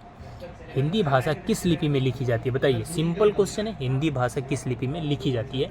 ऑप्शन नंबर सी राइट हो जाएगा, हिंदी भाषा देवनागरी लिपि में लिखी जाती है। नेक्स्ट क्वेश्चन है, हिंदी दिवस किस तिथि को मनाया जाता है, बताइए। बार बार एग्जाम में पूछा जाता है, हिंदी दिवस किस तिथि को मनाया जाता है। ऑप्शन नंबर सी राइट हो जाएगा, हिंदी दिवस 14 सितंबर को मनाया जाता है। कब मनाया जाता है। वाह में निम्नलिखित में से कौन सी गैस प्रधान रूप में विद्यमान है। ऑप्शन देख लीजिए, आर्गन, कार्बन डाइऑक्साइड, नाइट्रोजन और oxygen. Option number C right हो जाएगा। आप सभी को पता है कि हवा में सबसे अधिक नाइट्रोजन गैस विद्यमान है, लगभग 78%। नेक्स्ट अगला क्वेश्चन है, ऋग्वेद में निम्नलिखित में से किस देवता की सर्वाधिक महत्ता का वर्णन है, बताइए। ऋग्वेद में निम्नलिखित में से किस देवता की सर्वाधिक महत्ता का वर्णन है। ऑप्शन है वरुण, इंद्र, अग्नि और Shiv. Option number B right हो जाएगा। आपको बता दें कि ऋग्वेद में जिस देवता की सर्वाधिक महत्ता है वो है इंद्र। नेक्स्ट अगला क्वेश्चन है, राष्ट्रीय पुलिस अकादमी कहाँ स्थित है? राष्ट्रीय पुलिस अकादमी कहाँ स्थित है? ऑप्शन है हैदराबाद, देहरादून, नई दिल्ली और Allahabad. Option number A right हो जाएगा। राष्ट्रीय पुलिस अकादमी हैदराबाद में स्थित है। नेक्स्ट अगला क्वेश्चन है, निम्नलिखित में से किस भारतीय पुरातन ग्रंथ में अपराध और अपराधी का जिक्र आता है? क्वेश्चन फिर से समझिए, निम्नलिखित में से किस भारतीय पुरातन ग्रंथ में अपराध और अपराधी का जिक्र आता है? ऑप्शन है अर्थशास्त्र, मनुस्मृति, न्याय मीमांसा और उपर्युक्त में से सभी। ऑप्शन नंबर डी राइट हो जाएगा। इन सभी ग्रंथों में, पुरातन ग्रंथों में अपराध और अपराधी का जिक्र हुआ है, वो अर्थशास्त्र हो या मनुस्मृति हो या न्याय मीमांसा हो, तो ऑप्शन नंबर डी आपका राइट हो जाएगा, उपर्युक्त में से सभी। चलिए नेक्स्ट क्वेश्चन देखते हैं। हमारे राज्य में 1090 को किस नाम से जाना जाता है? ऑप्शन देख लीजिए, helpline, women helpline, women power line या child care line. Option number C right हो जाएगा। वीमेन पावर लाइन के रूप में जाना जाता है 1090 को। नेक्स्ट अगला क्वेश्चन है कि घरेलू हिंसा से महिलाओं की सुरक्षा हेतु अधिनियम कब लागू किया गया? घरेलू हिंसा से महिलाओं की सुरक्षा हेतु अधिनियम कब लागू किया गया? ऑप्शन है 2006, 1989, 2005 और 2007। ऑप्शन नंबर ए राइट हो जाएगा। घरेलू हिंसा से महिलाओं की सुरक्षा हेतु 2006 में अधिनियम लागू किया गया था। नेक्स्ट अगला क्वेश्चन है, ये स्टैचू ऑफ यूनिटी किस राज्य में स्थित है? बताइए कौन सा ऑप्शन राइट हो जाएगा? ऑप्शन है गुजरात, मध्य प्रदेश, महाराष्ट्र और Uttar Pradesh. Option number A right हो जाएगा। स्टैचू ऑफ यूनिटी गुजरात राज्य में स्थित है। नेक्स्ट अगला क्वेश्चन है कि गोकुल पुरस्कार संबंधित है। गोकुल पुरस्कार किससे संबंधित है? ऑप्शन है कृषि उत्पादन में बढ़ावा देने से, दूध उत्पादन में सहकारिता को बढ़ावा देने से, खेलकूद से बढ़ावा देने से और बागवानी में बढ़ावा देने से। कौन सा ऑप्शन राइट हो जाएगा? ऑप्शन नंबर बी राइट हो जाएगा। दूध उत्पादन में सहकारिता को बढ़ावा देने से रिलेटेड है क्या? गोकुल पुरस्कार। नेक्स्ट अगला क्वेश्चन है, भारत और पाकिस्तान के बीच ताशकंद समझौता कब हुआ था? भारत और पाकिस्तान के बीच ताशकंद समझौता कब हुआ था? ऑप्शन नंबर ए राइट हो जाएगा। वर्ष 1966 में भारत और पाकिस्तान के बीच ताशकंद समझौता हुआ था। नेक्स्ट अगला क्वेश्चन है, निम्नलिखित में से कौन सा पुर्तगाली उपनिवेश नहीं था? ऑप्शन है बम्बई, हुगली, मछलीपट्टनम और चौल। इसमें से कौन सा ऐसा क्षेत्र था जो पुर्तगालियों का उपनिवेश नहीं था? ऑप्शन नंबर आपका सी राइट हो जाएगा। मछलीपट्टनम पुर्तगालियों का उपनिवेश नहीं था। नेक्स्ट क्वेश्चन है कि निम्नलिखित में से कौन सा ज्ञान के सिद्धांत पर बल देता है? बताइए। ऑप्शन है योग दर्शन, वेदांत दर्शन, सांख्य दर्शन और उपनिषद। कौन सा ज्ञान के सिद्धांत पर बल देता है? ऑप्शन नंबर डी राइट हो जाएगा। उपनिषद ज्ञान के सिद्धांत पर बल। अगला क्वेश्चन है, 7 दिसंबर 2021 को प्रधानमंत्री नरेंद्र मोदी ने उत्तर प्रदेश के गोरखपुर में विभिन्न विकास परियोजनाओं को लोकार्पण किया। इस परियोजनाओं की लागत क्या है? ऑप्शन नंबर सी राइट हो जाएगा। इस परियोजनाओं की लागत था 9600 करोड़, 9600 करोड़ रुपीज। नेक्स्ट अगला क्वेश्चन है कि भारत का प्रथम चल पुलिस थाना कहाँ पर कार्यरत है? भारत का प्रथम चल पुलिस थाना कहाँ पर कार्यरत है? ऑप्शन आपके सामने है। ऑप्शन नंबर ए राइट हो जाएगा। यह है होशियारपुर में। कहाँ पर स्थित है? होशियारपुर में स्थित है। नेक्स्ट अगला क्वेश्चन है कि 1 मेगावाट कितने के बराबर होती है? 1 मेगावाट कितने के बराबर होती है?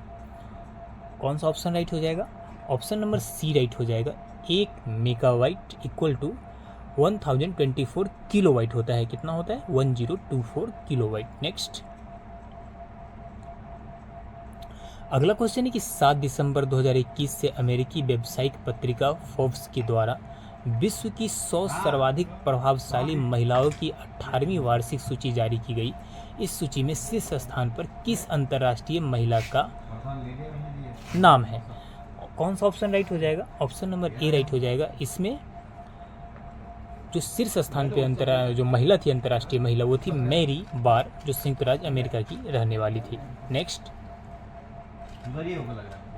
अगला क्वेश्चन है कि निम्नलिखित में से किस मुगल शासक ने अंतोगत्वा मेवाड़ के शासक महाराणा प्रताप सिंह के पुत्र राणा अमर सिंह से एक समझौता किया? बताइए किसने समझौता किया था?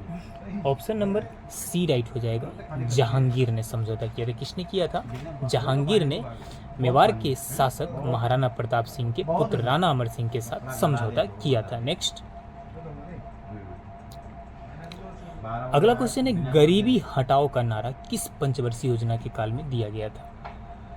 गरीबी हटाओ का नारा किस पंचवर्षीय योजना काल में दिया गया था?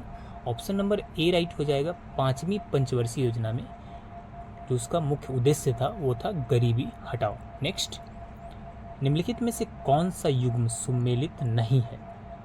बताइए, यहाँ पे पठार और नदी दी गई है, कौन सा इसमें राइट नहीं है? ऑप्शन नंबर ए क्या हो जाएगा? रॉन्ग है, यानी ऑप्शन नंबर ए आपका आंसर हो जाएगा। बाकी ताप्ती नदी बेतुल पठार से रिलेटेड है, सोन नदी पिंडरा पठार से रिलेटेड है, गोदावरी नदी त्रिबांक पठार से रिलेटेड है। नेक्स्ट, अगला क्वेश्चन है कि 29 नवंबर 2021 को किस मंत्रालय के द्वारा वर्चुअल माध्यम से भारत युवा व्यावसायिक कार्यक्रम के प्रथम संस्करण की शुरुआत की गई? ऑप्शन नंबर सी राइट हो जाएगा। किसके द्वारा? जल शक्ति मंत्रालय द्वारा की गई थी। नेक्स्ट, अगला क्वेश्चन है कि 8 दिसंबर 2021 को जर्मनी के नए चांसलर के रूप में किसने पदभार ग्रहण किया? तो ऑप्शन नंबर ए राइट हो जाएगा। ओलाफ स्कोल्ज ने 2021 को जर्मनी के नए चांसलर के रूप में पदभार ग्रहण किया था। नेक्स्ट, अगला क्वेश्चन है कि 6 दिसंबर 2021 को किस देश के राष्ट्रपति भारत यात्रा पर आए? ऑप्शन नंबर डी राइट हो जाएगा। रूस के राष्ट्रपति व्लादिमीर पुतिन 6 दिसंबर 2021 को भारत की यात्रा पर आए थे। नेक्स्ट क्वेश्चन है कि ऑपरेशन ग्रीन किससे संबंधित है? ऑपरेशन ग्रीन का संबंध किससे है? ऑप्शन नंबर सी राइट हो जाएगा। आलू टमाटर प्याज की कीमतों में उतार चढ़ाव को रोकने हेतु ऑपरेशन ग्रीन चलाया गया था, यानी ऑपरेशन ग्रीन का संबंध आलू टमाटर व प्याज की कीमतों में उतार चढ़ाव को रोकने के लिए है। नेक्स्ट, अगला क्वेश्चन है कि गोवर्धन योजना संबंधित है। गोवर्धन योजना किससे रिलेटेड है? ऑप्शन नंबर डी राइट हो जाएगा। गोवर्धन योजना का संबंध है गोबर एवं ठोस अपशिष्ट का प्रबंधन से। किससे? गोबर एवं ठोस अपशिष्ट का प्रबंधन से। नेक्स्ट, अगला क्वेश्चन है कि वर्ष 2011 की जनगणना के अनुसार भारत में वयोवृद्ध महिला नागरिकों की संख्या कितना है? कौन सा ऑप्शन राइट हो जाएगा? ऑप्शन नंबर सी राइट हो जाएगा। 53 मिलियन 2011 के जनगणना के अनुसार भारत में वयोवृद्ध महिलाओं की संख्या है। नेक्स्ट, भारत विश्व का विशालतम लोकतांत्रिक प्रजातंत्र है। इसकी प्रथम लोकसभा कब आयोजित की गई थी? भारत की आज़ादी के बाद जो इसका प्रथम लोकसभा था वो कब आयोजित किया गया था? कौन सा ऑप्शन राइट हो जाएगा? ऑप्शन नंबर सी राइट हो जाएगा। 13 मई 1952 को प्रथम लोकसभा आयोजित की गई थी। नेक्स्ट, अगला क्वेश्चन है कि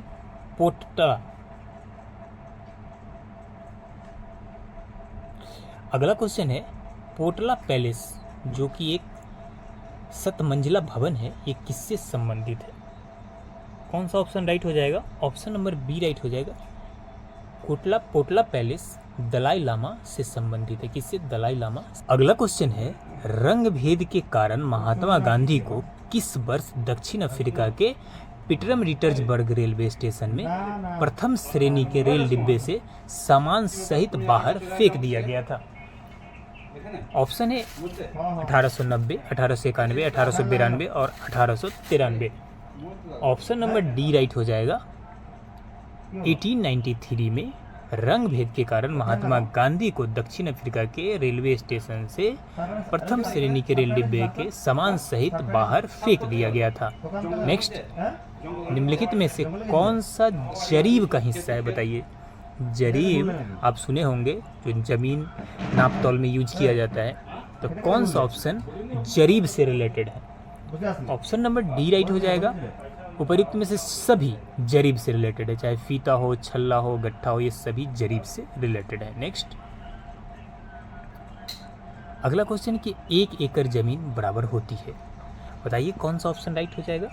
ऑप्शन नंबर डी राइट हो जाएगा। उपयुक्त में से सभी 1 एकड़ में 4840 वर्ग गज या 10 वर्ग जरीब या 0.40467 हेक्टेयर के बराबर होता है। Next,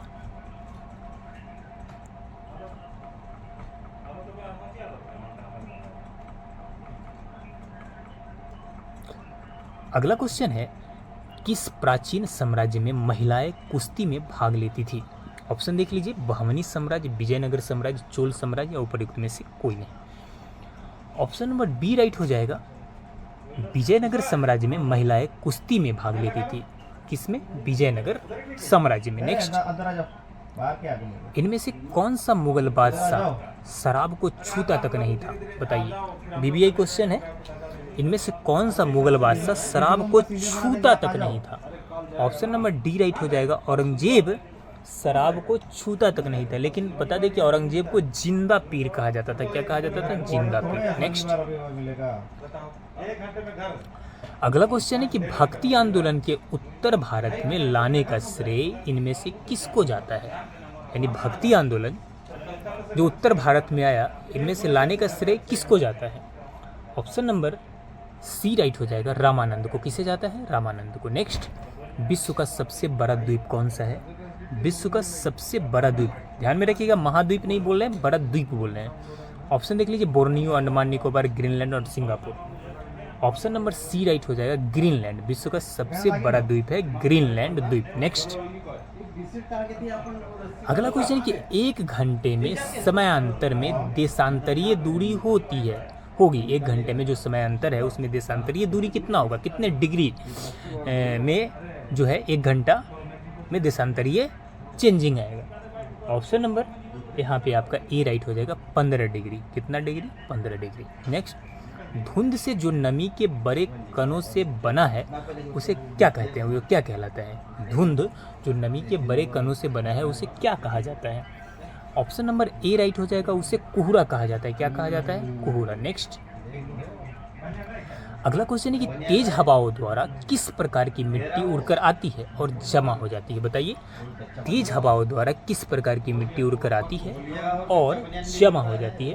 option number D right हो जाएगा, बलुई मिट्टी। कौन सा मिट्टी? बलुई मिट्टी तेज हवाओं द्वारा उड़कर आती है और जमा हो जाती है। नेक्स्ट, जल स्थानांतरण के सिद्धांत की खोज का प्रतिपादन इनमें से किसने किया? जल स्थानांतरण के सिद्धांत की खोज का प्रतिपादन इनमें से कौन किया? ऑप्शन है न्यूटन, आर्किमिडीज, जॉन डाल्टन और Kepler. Option number B right हो जाएगा, आर्किमिडीज ने। किसने किया? आर्किमिडीज ने जल हस्तांतरण के सिद्धांत की खोज और उसका प्रतिपादन किया था। तो चलिए अब हिंदी के क्वेश्चन, सामान्य हिंदी के क्वेश्चन देख लेते हैं। प्रश्न संख्या 39 और 40 को देख लेते हैं। नीचे लिखे शब्दों का वह जोड़ा चुनिए जो एक दूसरे के विलोम न हो, यानी जो रॉन्ग होगा। गुण, अवगुण राइट है। गुण का विलोम क्या होगा? अवगुण होगा। देव का विलोम दानव होगा, ये भी सही है। तरल का विलोम ठोस होगा, ये भी राइट है। रॉन्ग आपका हो जाएगा सम्मान का विलोम आज्ञा नहीं होगा। नेक्स्ट, यानी ऑप्शन नंबर सी क्या हो जाएगा? राइट हो जाएगा। अब 40 नंबर क्वेश्चन देखिए, जय, पराजय ये भी सही है। सार्थक, निरर्थक ये सही है। पतन, उन्नति सही है। और यहाँ पे धर्म और पुण्य, धर्म का विलोम पुण्य नहीं होगा, यानी 40 नंबर क्वेश्चन का ऑप्शन नंबर डी क्या हो जाएगा? राइट हो जाएगा। यानी रॉन्ग बताना है, रॉन्ग चुनना है, इसलिए ऑप्शन नंबर डी क्या होगा? सही होगा। नेक्स्ट, आगे देख लीजिए यहाँ पे कि प्रश्न संख्या 41 और 42 में नीचे लिखे शब्दों के सही संधि विच्छेद का चयन करना है। यद्यपि का सही संधि विच्छेद कौन सा होगा? ऑप्शन नंबर यहाँ पे सी राइट हो जाएगा, यदि जोर अपी। ये यद्यपि का संधि विच्छेद है। नेक्स्ट है तिरस्कार। तिरस्कार का संधि विच्छेद कौन सा होगा? तो तिरस्कार का संधि विच्छेद हो जाएगा तिरह जोड़ कार। ऑप्शन नंबर बी राइट हो जाएगा, तिरह जोड़। अगला क्वेश्चन है कि किस समास में दोनों पद मिलकर एक नया अर्थ प्रकट करता है, यानी दोनों पद मिलकर एक नया अर्थ प्रकट करता है, यानी तीसरा अर्थ प्रकट करता है। तो वो है आपका बहुब्रीहि समास। बहुब्रीहि समास में जो उसका दोनों पद होता है वो प्रमुख नहीं होता है, वो मेन नहीं होता है, उसका तीसरा पद जो है वो प्रकट करता है, वो प्रमुख होता है। तो ऑप्शन नंबर ए राइट हो जाएगा, बहुब्रीहि समास। नेक्स्ट है कि गौशाला में कौन सा समास है? बताइए गौशाला में कौन सा समास है? ऑप्शन नंबर सी राइट हो जाएगा, तत्पुरुष समास। गौशाला में कौन सा समास है? तत्पुरुष। मैं बता दूं कि द्वंद्व समास कैसे पहचानेंगे आप? जब स्टार्टिंग में संख्या से रिलेटेड, जैसे त्रिफला, चौराहा, यानी जब स्टार्टिंग में संख्या जुड़ा हुआ तो द्वंद्व समास होता है। सॉरी, वो द्विगु समास होता है। क्या होता है? द्विगु समास। द्वंद्व समास होता है जैसे रात दिन, माता पिता, जब दोनों तरफ दोनों पद प्रधान हो, क्या हो, दोनों पद जब प्रधान हो तो वो द्वंद्व समास होगा। और जब संख्या से रिलेटेड जैसे चौराहा, पांचाली, त्रिफला, तो ये सब क्या हो जाएगा? द्विगु समास हो जाएगा। नेक्स्ट अगला क्वेश्चन है प्रश्न संख्या 45 और 47 देखते हैं। यहाँ पे पर्यायवाची शब्द चुनना है। क्या चुनना है? पर्यायवाची शब्द। यहाँ पे कमल का पर्यायवाची क्या होगा? बताइए। कमल का पर्यायवाची हो जाएगा आपका, क्या हो जाएगा? पुंडरीक। कमल का पर्यायवाची क्या हो जाएगा? पुंडरीक। नेक्स्ट है अभिलाषा। अभिलाषा का पर्यायवाची शब्द क्या हो जाएगा? तो अभिलाषा का अब जो आंसर है आपका ऑप्शन नंबर ए राइट हो जाएगा, आकांक्षा। क्या हो जाएगा? आकांक्षा। नेक्स्ट अगला है आकाश। आकाश का पर्यायवाची शब्द क्या होगा? ऑप्शन है दृघ, विप्र, व्योम और कगार। ऑप्शन नंबर सी राइट हो जाएगा, व्योम। आकाश का जो पर्यायवाची शब्द है वो व्योम हो जाएगा। क्या होगा? व्योम। नेक्स्ट चलिए अगला क्वेश्चन देख लेते हैं। निम्नलिखित मुहावरों और लोकोक्तियों का उचित विकल्प चुनिए, यानी मुहावरा का मतलब बताना है। पहला है पौ 12 होना। क्या होना? पौ 12 होना। ऑप्शन नंबर सी राइट हो जाएगा, पौ 12 होना मतलब होता है लाभ ही लाभ होना। क्या होना? लाभ ही लाभ होना। नेक्स्ट है गंगा नहाना। गंगा नहाना का अर्थ क्या होगा? मुहावरा का अर्थ ऑप्शन नंबर बी राइट हो जाएगा, कार्य पूरा कर निश्चिंत हो जाना। क्या होना? कार्य, अपना काम को पूर्ण करके निश्चिंत हो जाना। नेक्स्ट है कि आंख लगना। आंख लगना का अर्थ क्या होता है? बताइए। आंख लगना का अर्थ हो जाएगा नींद आना। क्या लगना? क्या आना? नींद आना। नेक्स्ट अब है रिक्त स्थानों की पूर्ति करना है। अंधों में डैश राजा। बताइए क्या होगा? लंगड़ा, पहलवान, काना या चतुर। ऑप्शन नंबर सी राइट हो जाएगा। आपने ये कहावत सुना होगा, अंधों में काना राजा। नेक्स्ट अगला क्वेश्चन है कि के अंधे को हरा ही हरा नजर आता है? बचपन के अंधे को, या सावन के अंधे को, या आँख के अंधे को, या बात के अंधे को? ऑप्शन नंबर बी राइट हो जाएगा, सावन के अंधे को हरा ही हरा नजर आता है। नेक्स्ट है काला अक्षर डैश बराबर। काला अक्षर उल्लू बराबर, काला अक्षर गाय बराबर, काला अक्षर भैंस बराबर, या काला अक्षर कोयला बराबर। बताइए कौन सा ऑप्शन राइट हो जाएगा? ऑप्शन नंबर सी राइट हो जाएगा, काला अक्षर भैंस बराबर। Next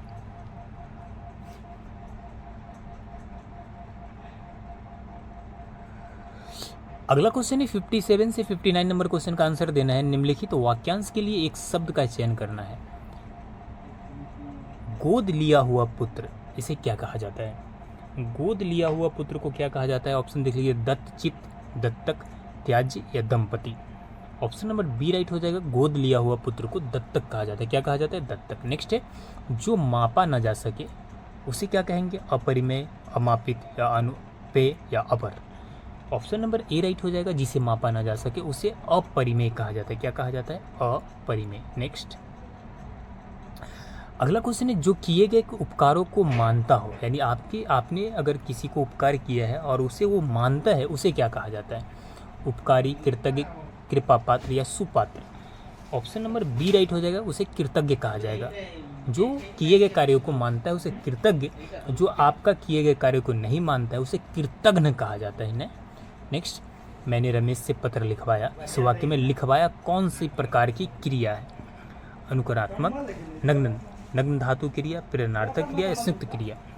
option number C right हो जाएगा। प्रेरणार्थक क्रिया, आप ऑप्शन में लिखिएगा कि आप कितना क्वेश्चन राइट कर पा रहे हैं, यानी आपकी तैयारी कैसी चल रही है। नेक्स्ट अगला क्वेश्चन है, कवि मलिक मोहम्मद जायसी द्वारा रचित पद्मावत की भाषा है, यानी पद्मावत जो मलिक मोहम्मद जायसी द्वारा लिखा गया है ये किस भाषा में है बताइए। ऑप्शन नंबर बी राइट हो जाएगा, अवधी भाषा में है। किस भाषा में? अवधी भाषा में। नेक्स्ट है, दिग्दर्शन का संधि विच्छेद क्या होगा? दिग्दर्शन का संधि विच्छेद क्या होगा? ऑप्शन नंबर डी राइट हो जाएगा, दिक्जोर दर्शन। क्या होगा? दिक्जोर दर्शन। नेक्स्ट अगला क्वेश्चन है कि वृक्ष से पत्ते गिरते हैं, इस वाक्य में कौन सा कारक है बताइए। वृक्ष से पत्ते गिरते हैं, इस वाक्य में कौन सा कारक? इसमें अपादान कारक है। कौन सा कारक है? अपादान कारक है। अब यहाँ पे जो 64 to 66 है, यहाँ पे असमार्थक शब्द का चयन करना है, यानी इसमें जो कोई एक शब्द होगा जो तीनों से भिन्न होगा तो उसे चुनना है। यहाँ पे देख लीजिए, पीड़ा, संकट, व्यथा और दर्द, इसमें से कौन सा ऑप्शन राइट हो जाएगा? Option number B. देखिए, पीड़ा, व्यथा, दर्द सब सेम है, लेकिन संकट अलग चीज़ है, यानी डिफरेंट हो जाता है संकट के। ऑप्शन नंबर बी राइट हो जाएगा। उसी तरह स्नेह, अनुराग, द्वेष और प्रीति, बताइए इसमें चारों में से डिफरेंट कौन है? एक कोई अलग होगा, यानी ऑप्शन नंबर सी राइट हो जाएगा। यहाँ पे द्वेष, स्नेह, अनुराग और प्रीति सब सेम है, लेकिन द्वेष ये डिफरेंट है। नेक्स्ट है कि जन्म, मृत्यु, उगना, उत्पादन। देखिए, ये जन्म या उगना या उत्पादन ये सेम है, लेकिन मृत्यु क्या है? अलग है, डिफरेंट है। तो ऑप्शन नंबर बी क्या हो जाएगा? राइट हो जाएगा। चलिए नेक्स्ट क्वेश्चन देखते हैं, निम्नलिखित में से शुद्ध वाक्य का चयन कीजिए। अब यहाँ पे शुद्ध वाक्य चुनना है, थोड़ा सा आप ध्यान से पढ़ेंगे तो आसानी से पकड़ पाएंगे शुद्ध वाक्य। भारत में अनेक जाति हैं, भारत में अनेकों जाति हैं, भारत में अनेक जातियां हैं और भारत में अनेकों जातियां हैं। बताइए कौन सा? ऑप्शन नंबर सी राइट हो जाएगा। भारत में अनेक जातियां हैं। क्या है? अनेक खुद प्लुरल हो जाता है, तो अनेकों इसमें जरूरी नहीं है देना, यानी भारत में अनेक क्या है? जातियां हैं। नेक्स्ट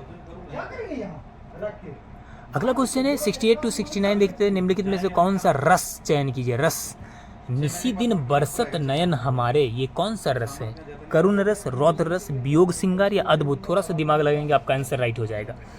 इसे वियोग रस कहते हैं, यानी जब नयन किसी का बरसता है तो किसी के वियोग में बरसता है, यानी वियोग रस कहते हैं। ऑप्शन नंबर सी राइट हो जाएगा आपका। मेरे तो गिरधर गोपाल दूसरे न कोई, जाके सिरमोर मुकुट मेरो पति सोई। बताइए कौन सा रस है? शांत, श्रृंगार, करुण या हास्य? ऑप्शन नंबर बी राइट हो जाएगा। इसे श्रृंगार रस कहा जाएगा, क्योंकि आप खुद जब लाइन पढ़ेंगे तो मेरे तो गिरधर गोपाल दूसरों न कोई, जाके सिरमोर मुकुट मेरो पति सोई, तो आप समझ सकते हैं। चलिए अब आ गए हैं हम, गाधांश को पढ़ना है और इसका आंसर देना है। देखिए, आप बार बार क्या होता है, लड़के पहले क्वेश्चन पढ़ते हैं फिर बार बार जाके गद्यांश को पढ़ते हैं, इसमें आपका टाइम वेस्ट होगा। इसलिए सबसे पहले आपको ध्यान से एक बार गद्यांश को पढ़ लेना है। मैं गारंटी देता हूँ कि आप उसके बाद आसानी से आंसर दे पाएंगे। तो चलिए एक बार इसे पढ़ लेते हैं हम। किस चीज़ के बारे में कहा गया है? सौंदर्य की परख अनेक प्रकार से की जाती है। बाह्य सौंदर्य की परख समझना और उसकी अभिव्यक्ति करना सरल है। जब रूप के साथ चरित्र का भी स्पर्श हो जाता है, उसमें रस स्वाद की अनुभूति होती है। एक वस्तु सुंदर तथा मनोहर कही जा सकती है, परंतु सुंदर वस्तु केवल इंद्रियों को संतुष्ट करती है, जबकि मनोरम वस्तु चित्त को भी आनंदित करती है। इस दृष्टि से कवि जयदेव का बसंत चित्रण सुंदर है, कालिदास का प्रकृति वर्णन मनोहर है, क्योंकि उनमें चरित्र की प्रधानता है। यहाँ पे स्पष्ट किया गया है कि कवि जो चीज़ों को चित्रण करता है, जिस प्रकृति का वर्णन करता है, उससे बताता है जो अनुभूति होता है इंसान को, वो कहता है कि वो एक अलग ही अनुभूति है। वस्तु सुंदर तथा मनोहर कही जा सकती है, परंतु सुंदर वस्तु केवल इंद्रियों को संतुष्ट करेगा, जबकि मनोरम वस्तु आपके मन को, आपको चित्त को भी क्या करेगा? संतुष्ट करेगा। यहाँ पे है कि सुंदर शब्द संकीर्ण है, जबकि मनोहर शब्द व्यापक और विस्तृत। साहित्य में साधारण वस्तु की भी विशेष प्रतीत होती है, उसे मनोहर कहते हैं। तो चलिए अब क्वेश्चन को देख लेते हैं। यहाँ पे क्वेश्चन है कि कालिदास के प्रकृति वर्णन का आधार है। कालिदास के जो प्रकृति वर्णन है उसका आधार क्या है? तो उसकी मनोहरता क्या है? उसकी मनोहरता। ऑप्शन नंबर बी राइट हो जाएगा, उसकी मनोहरता। नेक्स्ट है सौंदर्य की परख की जाती है। सौंदर्य की परख किसके आधार पर की जाती है? ऑप्शन नंबर डी राइट हो जाएगा, मनोहरता के आधार पे। गद्यांश के हिसाब से क्या हो जाएगा, मनोहरता के आधार पर। नेक्स्ट अगला क्वेश्चन है कि उपर्युक्त गद्यांश का शीर्षक बताइए। अब आपके अपने ही अध्याय दिमाग से शीर्षक को चुना है, साहित्य और सौंदर्य, अभिव्यक्ति की अनुभूति, सुंदरता बनाम मनोहरता, सुंदरता की संकीर्णता। ऑप्शन नंबर ए राइट हो जाएगा, साहित्य और सौंदर्य, क्योंकि अलग अलग कवि का जो अनुभव है और वास्तविकता को दर्शाया गया है, तो साहित्य और सौंदर्य इसका सटीक क्या हो जाएगा, शीर्षक हो जाएगा। हिंदी भाषा किस लिपि में लिखी जाती है बताइए। सिंपल क्वेश्चन है, हिंदी भाषा किस लिपि में लिखी जाती है। ऑप्शन नंबर सी राइट हो जाएगा, हिंदी भाषा देवनागरी लिपि में लिखी जाती है। नेक्स्ट क्वेश्चन है, हिंदी दिवस किस तिथि को मनाया जाता है बताइए।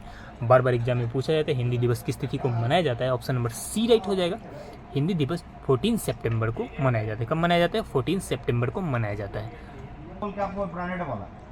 लास्ट क्वेश्चन है, भाषा के शुद्ध रूप का ज्ञान किससे होता है। भाषा का शुद्ध रूप का ज्ञान किससे होता है। ऑप्शन है लिपि, व्याकरण, लिखित भाषा, उपरोक्त में से कोई नहीं।